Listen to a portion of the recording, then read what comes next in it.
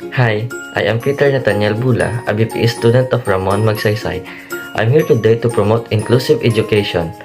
As a future educators, it is very important for us to know that our desire should always be to reach all of our students for the purpose of learning. If we do believe that all students can learn, then we should also believe that all students should be included in all components of education. Now, let me introduce you first to its concept. What is inclusive education? Inclusive education is a child's right, not a privilege.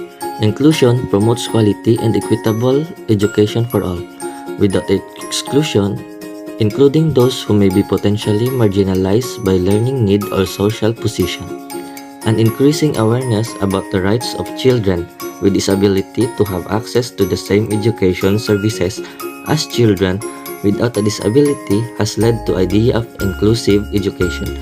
What are the beliefs and the principles of inclusive education? All children can learn. All children attend age-appropriate regular classrooms in their local schools. All children receive appropriate educational programs. All children receive a curriculum relevant to their needs. All children participate in co-curricular and extracurricular activities. All children benefit from cooperation, collaboration among home, among school, among community. Why is inclusive education so important? First, it supports civil rights. More important than anything else, inclusive education is a big part of upholding civil rights. Students with disabilities have the right to attend a typical school as well as general education classes like anyone else would. Everyone is to receive equal opportunities. When certain people are marginalized or separated from mainstream experiences, they are not afforded the same opportunities as everyone else.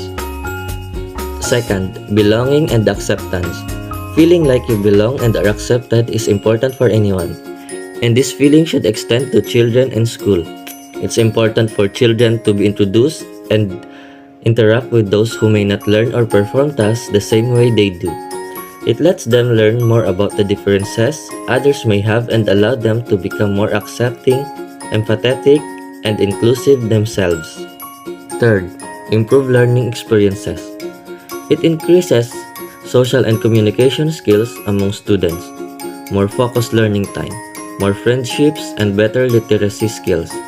In addition to being included in general education classrooms, inclusive education means that each and every student is expected to contribute equally to society and that those with differences will receive the support they need to benefit from instruction. Fourth, lower rates of suspension and dropping out. Studies show that the more time students spent in a general education classroom resulted in fewer disruptive behavior referrals, fewer schools absences, and better employment and independent living results after high school.